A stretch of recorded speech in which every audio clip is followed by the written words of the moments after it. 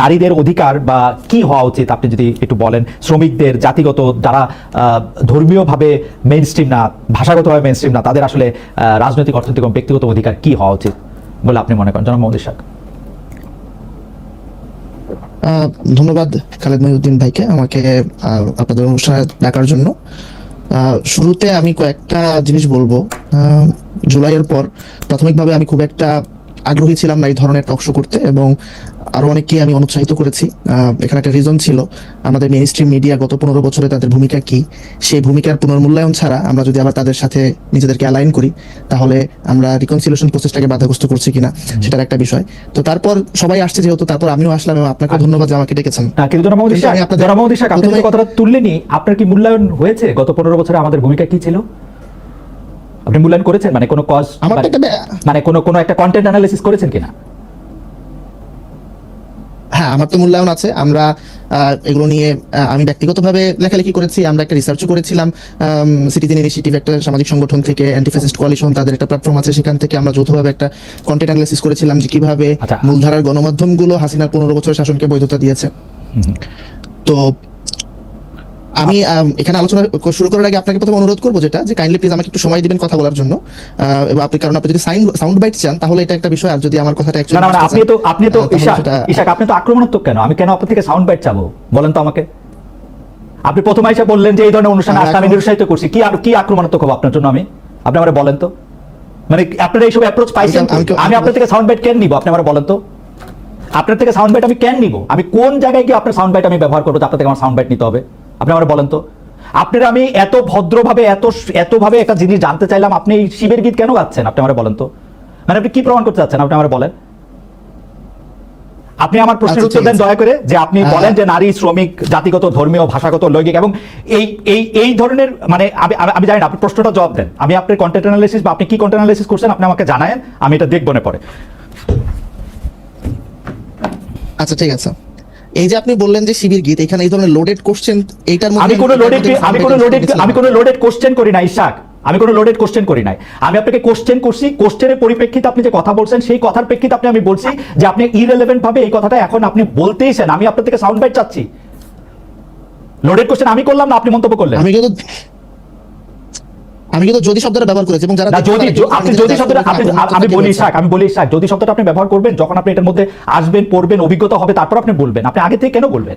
আজকে কিছু বলছেন ভাই, আপনি রাজনৈতিক বিশ্লেষক মানুষ, আপনার একটা মত থাকতেই পারে। আমরা 2 পয়সা সাংবাদিক, আপনি বলেন, আপনার যেটা বলতে ইচ্ছা করে আপনি বলেন। আপনি কিন্তু নিজে বলেছেন, এগেইন মানুষ জাজ করবে এখানে কি আক্রমণাত্মক না, ঠিক আছে, প্রজেকশন করছে নিজে। আপনি বলেন মানুষ জাজ করবে, সেটা আমি জানি।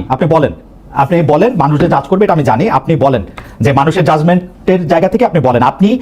আমি আবারও বলি, প্রশ্নটা বলি, এইটার মধ্যে বলা হয়েছে যে নির্বাচনী অঙ্গীকার, আপনার প্রশ্ন আমি বুঝেছি। হ্যাঁ, নির্বাচনী অঙ্গীকারের মধ্যে এটা তো ইট গোজ উইদাউট সেইং, প্রতিটা মানুষের সিভিল রাইটস আছে, হিউম্যান রাইটস, ইনএলিয়েনেবল হিউম্যান রাইটস আছে, যেটাকে কেউ ভায়োলেট করতে পারে না।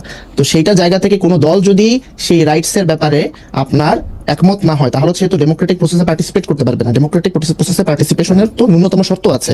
না হলে আজকে তো হচ্ছে একটা ফ্যাসিস্ট দল বা একটা সন্ত্রাসী সংগঠন, তারা এখানে বলবে যে আমরা গণতন্ত্র চাই, এবং কোনোভাবে তারা হিটলারের মতন তার একটা মেজরিটি নিয়ে পার্লামেন্টে ঢুকে যাবে। তো এটা নিয়ে এটা নো ব্রেইনার এবং নন স্টার্টার কোশ্চেন অ্যাকচুয়ালি। কোশ্চেনটা নন স্টার্টার মাইনে নিলাম। আমি এরকম বহু শুনছি বহু মানুষের কাছে যে কোশ্চেন হয় নাই, স্টুপিড হয়েছে, নন স্টার্টার হয়েছে, সেটা ঠিক আছে। কিন্তু আমি আপনার কাছ থেকে জানতে চাইতেছি যে ধরেন এই যে নারীদের যে নির্বাচনী অঙ্গীকারের মাধ্যমে নারীদের রাজনৈতিক, অর্থনৈতিক ও ব্যক্তিগত মুক্তির বিষয়ে অবস্থান পরিষ্কার করতে হবে। আমি জানতে চাইতেছিলাম যে আপনার অবস্থানটাকে, আপনি কি হইলে আপনি বুঝবেন যে একটা নারীর রাজনৈতিক, অর্থনৈতিক ও ব্যক্তিগত মুক্তির ব্যাপারে তাদের অধিকারটা নিশ্চিত করা হয়েছে। সংখ্যালঘুদের ক্ষেত্রে বা এটা কি, শ্রমিকের ক্ষেত্রে এটা কি, জাতিগত যারা কম, ভাষাগত যারা কম সংখ্যায় আছে তাদের অধিকারের ক্ষেত্রে এটা কি? আপনার তাদের যে সিভিল রাইটস আছে, মৌলিক অধিকার আছে, সেটা সংরক্ষিত হতে হবে। তাদের যে অপরচুনিটিস গুলো আছে, এই এবং যে অপরচুনিটিস গুলো, ইকোনমিক অপরচুনিটিস, পলিটিক্যাল অপরচুনিটিস এবং অন্যান্য যে সামাজিক সংগঠন এবং সামাজিক যে অধিকারগুলো আছে, সেইগুলো অপরচুনিটিস অ্যাভেল করার অ্যাক্সেস আছে কিনা এবং তারা সেটা করতে পারছে কিনা। সিম্পল, মানে এটা আমার কাছে মনে হচ্ছে এটা হচ্ছে এক কথায় জবাব দাও এই টাইপের একটা প্রশ্ন। এটা তো খুবই স্বাভাবিক, এটা এখানে এত বিশ্লেষণের আমি কোনো জায়গা দেখছি না। আপনার কাছে কি মনে হচ্ছে যে বর্তমানে এই দাবি করার কোনো দরকার আছে, নাকি এগুলি আসলে আমাদের দেশে, আমাদের সমাজে এটা এই অধিকারগুলি সংরক্ষণ করাই আছে, সব মানুষের সমান অধিকার পাইছে? আপনার কাছে কি মনে হয়? আমার কাছে মনে হয় যে এই দাবিগুলো আপনার এখানে করার যৌক্তিকতা আছে, কারণ যদি আমাদের এই প্রবলেমগুলো যদি সোসাইটিতে না থাকতো তাহলে এই ডিমান্ডগুলো নিশ্চয়ই রেজ করতো না কেউ। সো যদিও আমরা বলছি যে ডেমোক্রেটিক প্রসেসে আপনার কেউ যদি কারো ফান্ডামেন্টাল রাইটস স্বীকার না করে তাহলে তাকে আমরা ডেমোক্রেটিক প্রসেসে তাকে ঢুকতে দিব না, কিন্তু এরপরও আমরা দেখছি ডেমোক্রেটিক প্রসেসে অনেক পার্টি, অনেক ইন্ডিভিজুয়াল তারা পার্টিসিপেট করছে এবং অনেক সময় তারা পপুলিস্ট কারণে বা অন্যান্য কারণে তারা জনপ্রিয় হয়ে যাচ্ছে, যারা অ্যাকচুয়ালি এই ফান্ডামেন্টাল রাইটসগুলোর সাথে অ্যাগ্রি করছে না। সো সেক্ষেত্রে তারা যদি এই দাবিটা করে মোস্ট ওয়েলকাম। আপনি মনে করছেন যে তাদের এই দাবিগুলি করার যৌক্তিক কারণ আছে এবং অনেক ক্ষেত্রে সেই দাবিগুলির ক্ষেত্রে যারা করছে না তাদের এটা মেনে নিতে, আপনার কাছে কি মনে হয় যে এই দাবিগুলি মানার ক্ষেত্রে কারো কোনো একটা সুস্পষ্ট অবস্থান আছে বা কেউ এই দাবিগুলি না মানার ক্ষেত্রে একটা অবস্থান নিয়েছে, এরকম কি মনে হচ্ছে কখন, মানে কোনো ক্ষেত্রে? মানে আমি যদি বলতে চাই যে এই যে গুজব ও ধর্মীয় উস্কানির বিরুদ্ধে যে একটা কথা বলা হচ্ছে, এই গুজব বা এই ধর্মীয় উস্কানির বিরুদ্ধে কি কোনো একটা পক্ষ প্রতিপক্ষ আছে যে এরা গুজব ছড়াচ্ছে বা এরা এই ধর্মীয় উস্কানি দিচ্ছে, এরকম কি কখনো আপনার মনে হচ্ছে?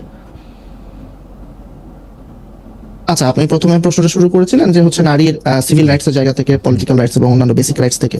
তো এখানে আমরা আসলাম হচ্ছে গুজব এবং ধর্মীয় উস্কানি আর একটা ইয়ে থেকে। তো এখন ধর্মীয় উস্কানিকে তারা কিভাবে ডিফাইন করছে, আই থিঙ্ক ওখানে একটা কন্টেস্টেশন হবে, ওখানে একটা ইন্টারপ্রিটেটিভ একটা প্রবলেমের মধ্যে আমরা পড়বো। এখানে নানান পক্ষ নানানভাবে বিষয়টাকে দেখার চেষ্টা করবে। কেউ বলবে এটা তার ধর্মের পার্ট অ্যান্ড পার্সেল, আবার কেউ বলবে যে এটা হচ্ছে ধর্মের ইনস্ট্রুমেন্টালাইজেশন বা হচ্ছে ধর্মীয় উস্কানি। আবার গুজব, আওয়ামী লীগ তো ফেক নিউজ, সত্যকে ফেক নিউজ বলেছে, আবার ফেক নিউজকে সত্য বলে চালিয়ে দিয়েছে। এরকম আপনার এখন আরো অনেক পার্টি তারা তাদের মতন করে ট্রুথ ক্লেম হাজির করবে। সো আই থিঙ্ক ওখানে একটা প্রবলেম হবে। বাট ইন প্রিন্সিপাল, মানে আপনি প্রথম প্রশ্নটা যেখানে ছিল, আমার মনে হয় না সেখানে আমাদের সিভিল সোসাইটির জায়গা থেকে বা একজন সেইন হিউম্যান বিং এর জায়গা থেকে ওইটাতে দ্বিমত করার সুযোগ আছে। বাট পরে যখন ইন্টারপ্রিটেশনের প্রশ্ন আসবে, যেটা পার্টিকুলার কেসে, তখন সেখানে অনেক মত দ্বিমত হবে এবং ওটাই পলিটিক্সের এরেনা। Okay, thank you.